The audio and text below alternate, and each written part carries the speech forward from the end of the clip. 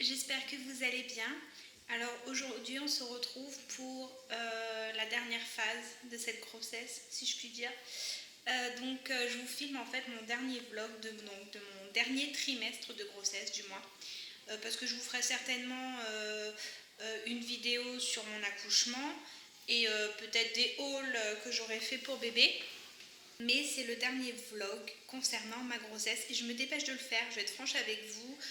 J'étais pas sûre de filmer cette vidéo parce que ces derniers temps, je suis très fatiguée. C'est très compliqué pour moi de filmer. Puis il faut dire aussi que c'est un petit peu mes derniers jours où je peux passer du temps, des moments privilégiés seule avec mon conjoint et mon fils. Donc on en profite, donc on va sortir, on va se promener, on fait des choses. Donc voilà, alors du coup là je me suis dit, Eva, filme-leur quand même ton dernier vlog, elles vont apprécier avoir quand même la fin, forcément. Donc ce dernier trimestre, donc à savoir ce qui s'est passé. Alors, comme d'habitude, j'ai tout noté donc dans mon petit mémo. Et heureusement parce qu'il s'en est passé quand même des choses. Donc déjà, pour commencer, déjà on va clôturer cette grossesse avec le poids. Donc à l'heure actuelle, puisque j'ai eu mon dernier rendez-vous chez le gynéco, je suis à plus 5. Voilà, donc plus 5 kilos en tout. Je suis très fière de moi, pour être franche avec vous. Pour mon fils, j'avais pris, je me semble que je vous l'avais dit, 6 kilos. Donc c'est bien, sachant que 6 kilos après avec l'allaitement et tout, j'en avais perdu 12. Là, suspense, on verra bien combien je perdrai après, sachant que je compte aussi allaiter. Voilà. Alors, il s'est passé pas mal de choses, dans le sens où, au niveau symptômes, forcément, ce dernier trimestre n'est pas facile pour moi. Déjà, toujours aussi essoufflée. Donc, je suis désolée si ça peut être peut-être pénible à entendre tout au long de cette vidéo, mais je suis relativement assez essoufflée de base. Ensuite, donc j'ai marqué les douleurs pubiens. Donc les douleurs pubiens, c'est tout simplement dû au fait que le bassin s'élargit pour le jour J, pour l'accouchement.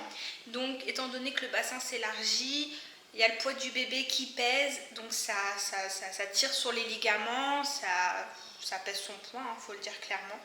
Donc ça fait mal. Autant vous dire que quand je marche, j'ai l'impression de me déambuler tel un pingouin. C'est drôle à voir. J'ai marqué vomi à cause des remontées acides.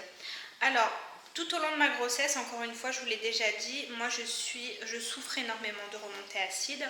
Mais là, lors de ce dernier trimestre, je ne sais pas ce qui s'est passé. J'ai eu des remontées acides, mais puissance 1000. C'est-à-dire que même pour mon fils, je n'ai pas eu ça. Mon gynéco m'a augmenté mes doses donc, de traitement que je prenais. Donc à savoir que je prenais de l'oméprazole en 10 mg, un le soir, donc pour mes remontées acides, à savoir que c'est un médicament que vous ne pouvez avoir que sur ordonnance. Il s'avère que ce n'était pas assez, donc il me l'a augmenté à 20 mg. Ça n'a toujours pas aidé, entre guillemets. Donc on est passé à un traitement un petit peu plus important, c'est-à-dire qu'il m'a dit qu'on continuait le 20 mg, mais combiné au Gaviscon. Moi, savoir que les Gaviscons qui se boivent, là, vous savez, en pâte, je ne peux pas. Donc, je les achète en comprimé à croquer. Et lors de mon dernier rendez-vous chez le gynéco, donc je lui ai expliqué clairement que j'avais des épisodes de nausées, de vomi, je vomissais carrément à cause des remontées acides. Et du coup, il m'a dit clairement que je pouvais prendre un comprimé le matin, donc un oméprazole le matin, un le soir, tout en combinant avec le Gaviscon. Voilà. Jusque là, je touche du sein, je n'ai pas revomi. Donc voilà. Ensuite, franchement, c'est vrai que c'est assez pénible. Je ne vais pas vous mentir. Surtout que ça me réveille la nuit. Donc franchement, c'est vraiment pas l'idéal. Justement, en parlant de nuit, je vous ai noté insomnie. Parce que forcément, dans le dernier trimestre de grossesse, je pense que la nature est bien faite. On se prépare, entre guillemets, le corps se prépare à les réveils nocturnes que bébé aura à sa naissance. Et donc je me réveille pour faire pipi, forcément, hein, vu que la petite elle pèse en bas, donc elle appuie sur la vessie. Donc je me lève pour faire pipi, je me lève pour prendre des gaviscons à cause des remontées acides. Et un symptôme qui vient d'apparaître dans mon 3e trimestre, c'est les crampes. C'est-à-dire que parfois je me réveille la nuit, je suis obligée de réveiller mon conjoint parce que j'ai des crampes aux mollets et aux pieds, c'est juste atroce. Mais alors quand je vous dis atroce, c'est hyper douloureux, surtout que moi les miennes c'était des crampes qui en fait, donc forcément, hein, mon conjoint me tirait bien la jambe, bien le muscle pour détendre tout ça. Et une fois que la crampe elle était partie et qu'il relâchait, pof, ça recontractait. C'était vraiment affreux. Pour pallier à ça, j'ai le gynéco qui m'a prescrit là actuellement donc du magnésium parce que je dois être en manque de magnésium tout simplement. Sein qui coule, oui, forcément. Alors, je sais que pas toutes les femmes sont sujettes à ça. Une bonne partie quand même. Mais de toute façon, pendant la grossesse, la poitrine se prépare à l'allaitement. C'est les choses naturelles de la vie. Donc, on va produire ce qui s'appelle du colostrum, pour celles qui ne connaissent pas. C'est le premier lait qui se fabrique avant les premières montées de lait. Donc, c'est un lait qui est très très riche en anticorps, en plein de choses. C'est vraiment, moi j'appellerais ça comme la gelée royale du miel, entre guillemets. C'est vraiment le premier lait très riche qui est conseillé, préconisé de donner à bébé justement pour qu'il puisse bénéficier de tous les anticorps qu'il y a dedans. Et donc moi depuis quelques temps, moi je pense que je dois en produire à foison puisque voilà, j'ai les seins qui coulent, voilà, tout simplement. Ensuite, je vous ai marqué fatigue plus. Oui, forcément ça va de soi, hein. C'est un peu normal parce que dans le 2e trimestre, c'est vrai qu'on on est un peu plus en forme, mais bon, le 3e, clairement, on se prend une grosse claque dans la tronche. Donc, le moindre effort, ça fatigue. Que je fasse mon ménage, que je m'occupe du petit, forcément, il est encore jeune. Donc, le fait de le porter ou des choses comme ça font que, ça fatigue. Donc je suis extrêmement fatiguée. Et donc ce qu'il faut savoir, c'est que lors du 2e trimestre dans le dernier trimestre de grossesse, le gynéco vous prescrit une prise de sang pour contrôler votre taux de fer. Parce qu'on a tendance à avoir des anémies et moi de base sans être enceinte, j'ai souvent des anémies en fer.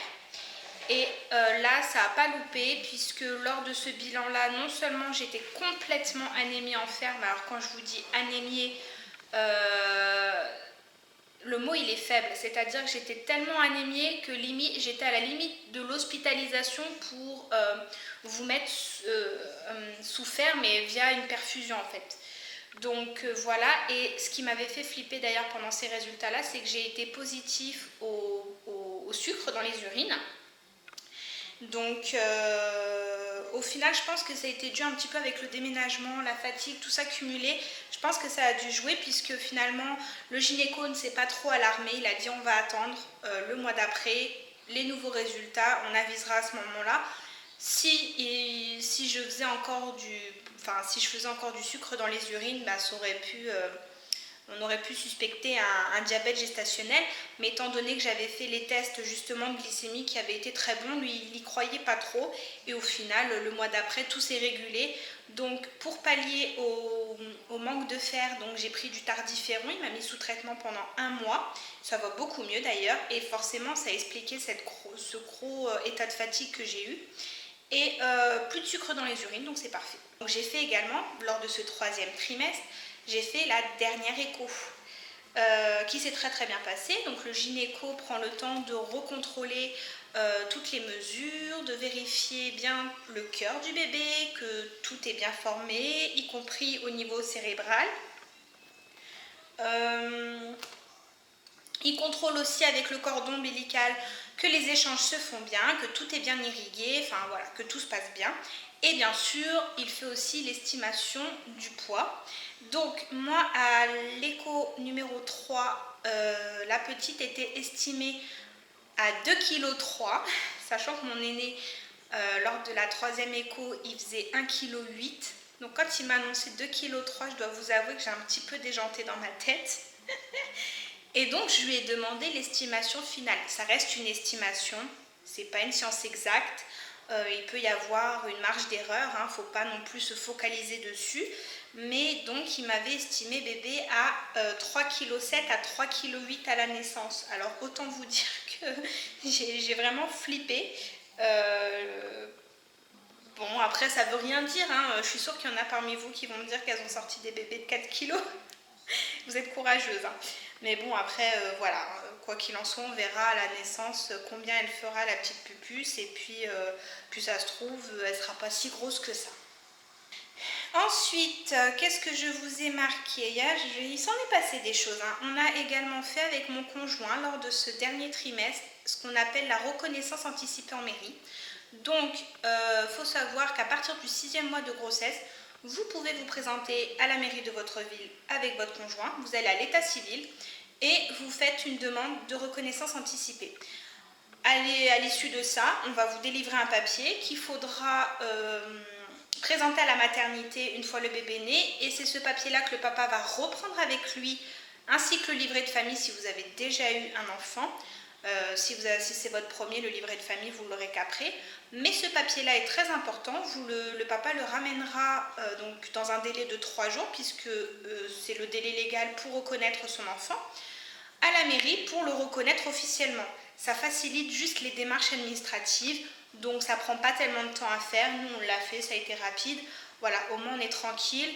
Là, je lui ai mis tout ça de côté avec le livret de famille, comme ça, au moins, quand il ira reconnaître la puce, ça prendra pas de temps. Je vous ai marqué, oui, donc je vous ai marqué bébé bouge beaucoup. Oui, alors, bon, déjà, j'ai eu 2 grossesses quand même plus ou moins similaires, mais quand même assez différentes, dans le sens où mon fils, moi, pendant ma grossesse, il bougeait bien, hein, mais il bougeait pas autant que ma fille. C'est-à-dire que là, actuellement, elle bouge de façon... je disais au gynéco à chaque fois, mais j'ai l'impression qu'elle dort pas, c'est pas possible parce que je la sens H24 et elle me déforme le ventre, c'est vraiment impressionnant quoi. Pour vous dire à tel point. Une petite anecdote, quand j'étais dans la salle d'attente pour ma 3e écho, donc j'attendais que le gynéco m'appelle, et il y avait une petite fille qui était assise à côté de moi et qui était, je pense, omnibulée par mon ventre, elle regardait mon ventre. Et tout à coup, je la vois, elle était surprise et je l'entends dire à sa mère: «Oh maman, il y a le ventre de la madame qui bouge tout seul!» Et mon ventre, c'est vrai qu'il était en train de faire des vagues, ça se voyait vraiment à l'œil nu. Sur le coup, ça m'a bien fait rire. J'ai aussi réalisé à ce moment-là que je n'aurais pas d'écho 3D. Et ça a l'air que je n'ai pas eu d'écho 3D. Pour la simple et bonne raison qu'elle bougeait beaucoup trop. Et puis même au moment de l'écho 3D, donc elle avait bien la tête en bas, mais complètement écrasée sur le col. Donc de toute façon, on ne pouvait pas avoir de beaux clichés. Mais c'était drôle, mais c'est vrai qu'elle bouge énormément, que ce soit en journée ou même la nuit. C'est vraiment dingue. Quand elle a le hoquet, ça se voit tout de suite. Enfin, c'est vraiment fou, quoi. Ensuite, donc, je vous ai marqué vergiture. Alors, pour mon premier, je vous ai expliqué que mon ventre avait craqué vers la fin. De toute façon, j'ai envie de vous dire, c'est un peu inévitable. Si vous êtes sujet à avoir des vergitures, vous aurez beau acheter la crème la plus chère du monde contre les vergitures, vous en aurez quand même. Ça, c'est dans les gènes, c'est la nature de la peau qui veut ça. Après, je dis pas que c'est parce que vous êtes sujette aux vergitures que dans ce cas-là, il ne faut pas hydrater. Vaut mieux hydrater, c'est toujours mieux, ça réduit les dégâts, si je puis dire. Voilà, ça limite les dégâts plutôt.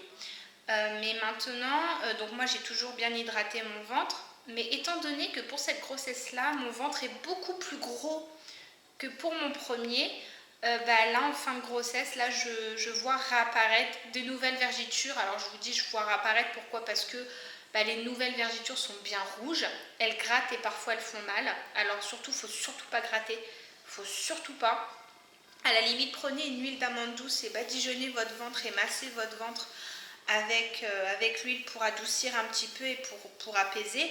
Mais surtout, ne grattez pas votre ventre parce que ça va être pire.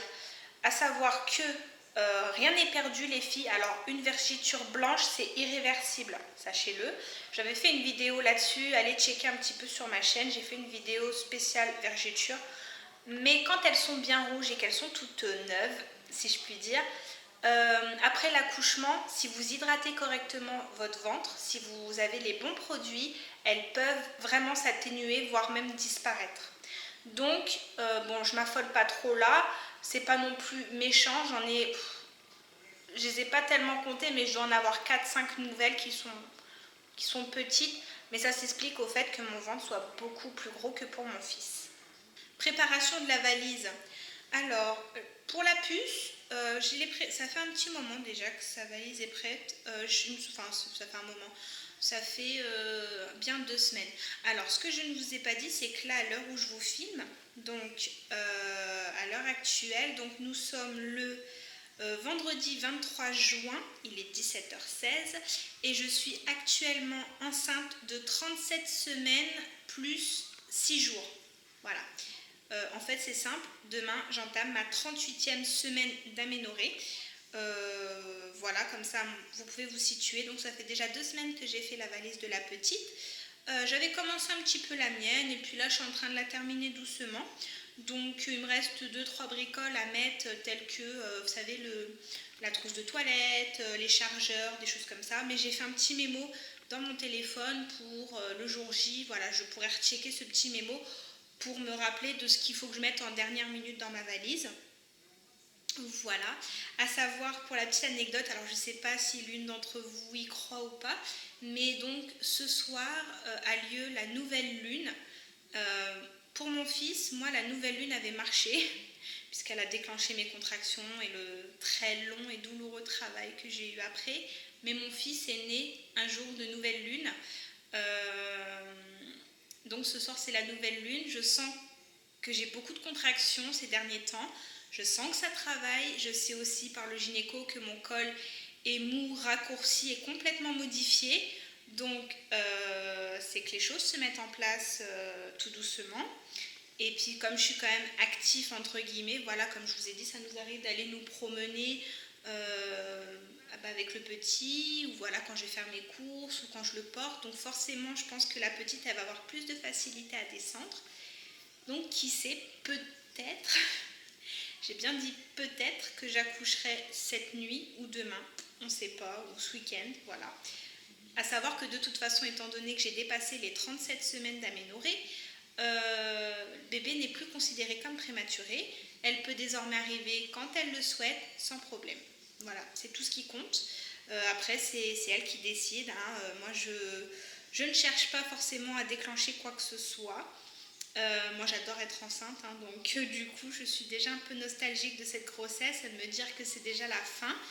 Je sais pertinemment que ça me manquera, donc je savoure à fond ces derniers instants. Ah oui, petite chose que je voulais vous parler, c'est le fait que donc là depuis peu j'ai pu me procurer des feuilles de framboisier qui poussaient dans un jardin des parents de ma meilleure amie. Donc du coup j'ai pu m'en procurer. Pour celles qui ne savent pas ce que c'est, en fait, les feuilles de framboisier c'est très bon pour la femme en général, mais également en fin de grossesse c'est préconisé, les sages-femmes le préconisent en infusion, à boire 3 tasses par jour, agit sur l'utérus. Donc en fait ce qui va se passer c'est que donc on préconise de boire ça 1 mois avant l'accouchement. Et on dit qu'en général, alors il y a des femmes sur qui ça fonctionne, d'autres ça fonctionne pas. Moi pour mon fils j'avais pas essayé donc je peux pas vous dire. Mais on dit que du coup les contractions du jour J seront beaucoup plus fortes, entre guillemets, plus efficaces sur l'ouverture du col et ça réduit le temps de travail. Voilà, grosso modo. Ça aide aussi à mettre en place l'allaitement, ça aide à l'utérus à se remettre en place pour après. Enfin, ça a plein de bonnes vertus. N'hésitez pas à aller checker un petit peu sur internet les vertus des feuilles de framboisier pour les femmes. C'est vraiment topissime. Et pour celles qui ont du mal à avoir des bébés, ça booste la fertilité, donc c'est pas négligeable. Donc c'est 100% naturel. Par contre, je tiens à préciser, ça n'a pas pour but de déclencher un accouchement. Parce que je sais qu'en fin de grossesse, il y a beaucoup de mamans qui sont à la recherche de l'astuce qui va faire venir bébé plus rapidement. Moi je dis qu'il faut laisser faire la nature, ça sert à rien non plus de trop bousculer les choses, même si je vous dis ça, mais pour mon premier à la fin j'en avais marre. Là c'est un peu contradictoire ce que je vais vous dire, mais là j'ai mal partout, je suis fatiguée, parfois je suis à bout. Avec les hormones ça m'arrive de craquer, de pleurer, je m'énerve pour un oui, pour un non, mais à côté de ça, j'aime être enceinte et je suis très très nostalgique de me dire que c'est bientôt la fin. Donc je prends sur moi, je me dis Eva, arrête de te plaindre et profite. profite tant qu'elle est dans ton bidou, profite de tout ça parce que je sais que ça va me manquer, donc voilà. Et du coup, maintenant que je sais qu'elle peut venir à tout moment, c'est pas que j'idéalise un peu mon accouchement, enfin si je l'idéalise un petit peu dans le sens où je vous avais déjà parlé du fait que je ne voulais pas de péridurale, donc forcément j'ai un schéma bien précis dans ma tête, je me dis oh, j'aimerais que ça se passe comme ci, comme ça, après ça se passera comme ça se passera. Par contre en revanche je vous avais pas parlé d'une des peurs que j'ai, une très très grosse peur que j'ai tout au long de la grossesse, c'est en fait d'avoir une césarienne. Alors pour certaines qui d'ailleurs ont subi une césarienne, ça peut vous paraître dérisoire. Vous n'allez peut-être pas comprendre ma crainte ni ma peur, mais je sais pas, ça s'explique pas. J'ai une trouille bleue et une peur bleue d'avoir une césarienne. C'est ma hantise. Déjà de me dire que pour mon fils, j'y ai échappé à 30 minutes près et j'étais vraiment au bout de ma vie. Je pleurais, j'ai vraiment tout donné pour y échapper. J'y suis arrivée. Après, on sait que parfois, on ne peut pas faire autrement. Quand le bébé est en détresse, quand la vie de la maman est en jeu, la vie du bébé est en jeu, il est clair et net qu'on ne cherche pas à comprendre. Hein.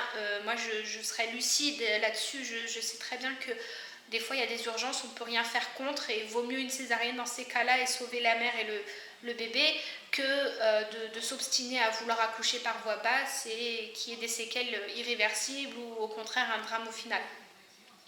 Mais voilà, ça fait partie de mes craintes, c'est comme ça. Écoutez, après, voilà, on verra bien comment ça se passera. Comme le gynéco il dit, pour un deuxième, en général, le travail est plus rapide, le passage est déjà fait. Bon, la petite, elle est bien positionnée, c'est pas comme si elle était en siège aussi. Ça joue aussi tout ça. Donc on verra bien. Là, comme ça, à l'heure où je vous parle, il n'y a pas de raison à proprement dit que j'en subisse une. Mais le jour J, en fait, on n'en sait rien.